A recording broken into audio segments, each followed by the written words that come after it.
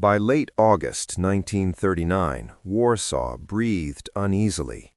Captain Jan Kowalski stood on the terrace of the military barracks, cigarette trembling between his fingers as he watched storm clouds massing over the horizon. Rumors of a German invasion bled through the radio waves, wrapped in official denials. Yet the movement at the borders could not be ignored.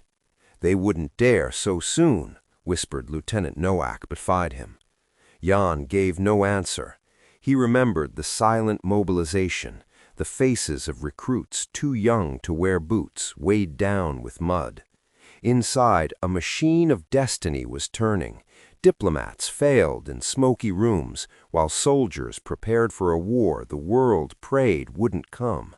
The air was thick with premonition.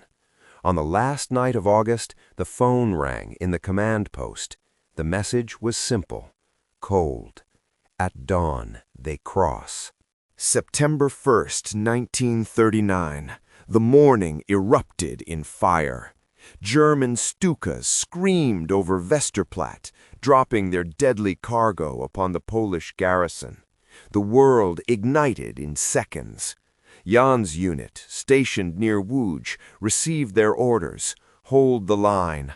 But how could horses face steel? Tanks burst through the fog. Columns of smoke rose from shattered villages. "They're everywhere," cried a young corporal. Jan commanded his men to dig in, their rifles barely scratching the armor that advanced like an unstoppable tide. The countryside, once golden with harvest, now smoldered black. Families fled on carts past burning barns. By nightfall, the sky glowed with war. In those first 24 hours, Poland's fate was sealed, yet her soldiers fought with hearts aflame. Jan swore under his breath, "If this is the end, let it be written in fire." Days blurred into a desperate retreat. Jan led what remained of his platoon along broken roads littered with burning trucks and abandoned bicycles. They joined refugees trudging toward Warsaw, mothers clutching children, priests offering blessings in the dust. Overhead, Luftwaffe planes hunted without mercy. Near Sahachev, their convoy was strafed. The ground shook, screams merged with the roar of engines. Jan pulled a wounded soldier to safety, his uniform blackened by smoke.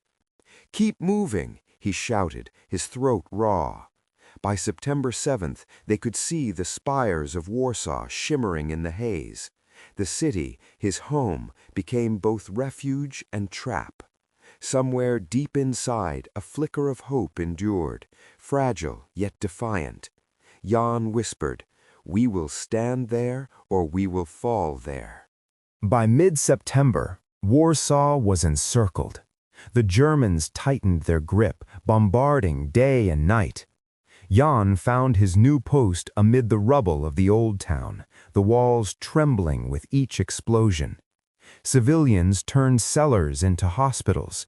The wounded lay on wooden planks beneath flickering candles. A young nurse, Maria, tended to them, her white uniform stained with soot.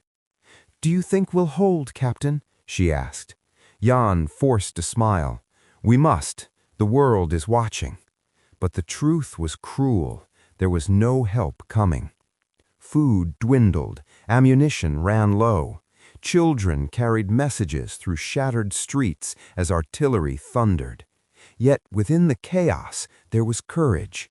Neighbors shared their last bread. Soldiers sang quietly between shell bursts. Warsaw, battered but unbroken, became a symbol of defiance written in fire and steel. September 17th brought news that broke the spirit of even the bravest. From the east, the Red Army crossed into Polish soil. Jan stared at the map in disbelief. One enemy had become two. "God help us," sighed Maria.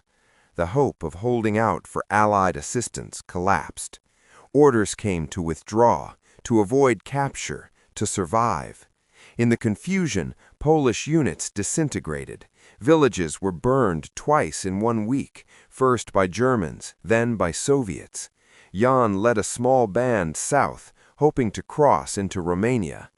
Through endless forests and whispering fields, they marched under red and black skies.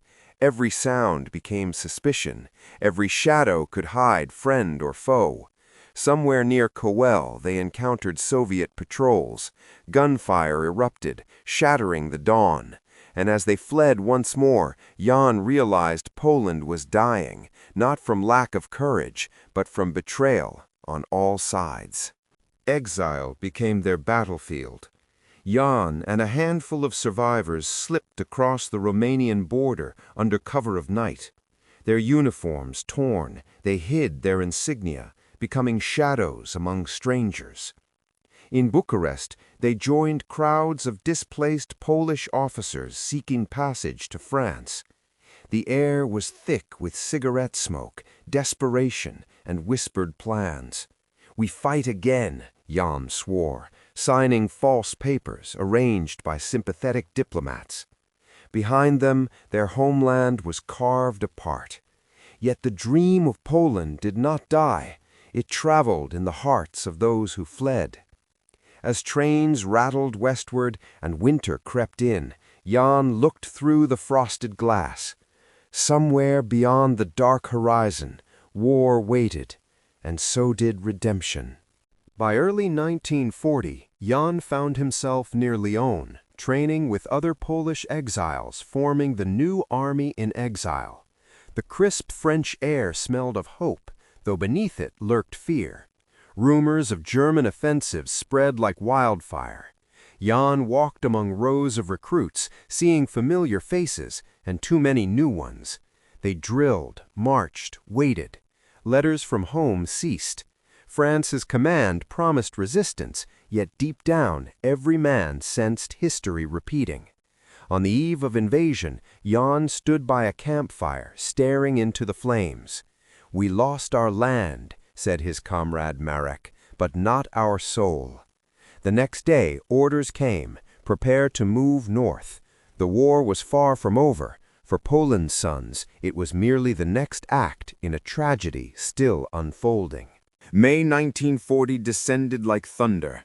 Germany invaded through the Ardennes, sweeping past defenses with terrifying precision. Jan's unit, now attached to the French 10th Army, fought near Rheims. Smoke filled the air, tanks rumbled through shattered vineyards. Orders became meaningless amidst chaos. Marek's truck exploded beside the road, and Jan dragged his wounded comrade to cover. "Go!" Marek shouted, blood on his lips. "Don't let it be for nothing." By June, the miracle of resistance turned into retreat. Roads jammed with soldiers and civilians, the echo of surrender thick in the wind. As France's government fled south, Jan stared at the collapsing lines and whispered again the vow he had spoken months before.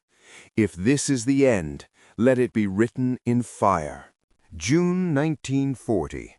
Amidst the chaos of France's surrender, Jan boarded a fishing trawler in Saint-Jean-de-Luz, bound for Britain. The sea was black, filled with drifting debris and lost hopes. Around him, weary faces stared at the horizon, the remnant of a broken army destined to fight again. As dawn rose over the English coast, white cliffs appeared through morning mist. London awaited them, not as conquerors, but as exiles with purpose. British officers greeted the Poles with cautious respect. "Welcome to the fight," one said softly. For Jan, it was more than welcome. It was renewal.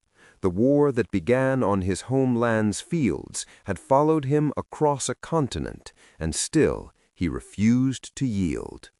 In a barracks outside London, Jan stood before the newly raised Polish forces, the emblem of the eagle shining on their uniforms once more. "We fight until Poland lives again," he declared to the assembled men. The war stretched before them like a dark ocean, yet there was pride in their bearing, strength in their unity. News from home brought sorrow. Warsaw occupied, friends imprisoned or worse. But still they trained, flew Spitfires, joined British regiments.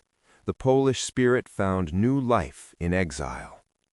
As Jan gazed toward the setting sun over the Thames, he whispered, "We are not defeated, only displaced." The story of 1939 had ended in loss, but the fire that began in September still burned in every exiled heart. And from that fire, history would forge victory.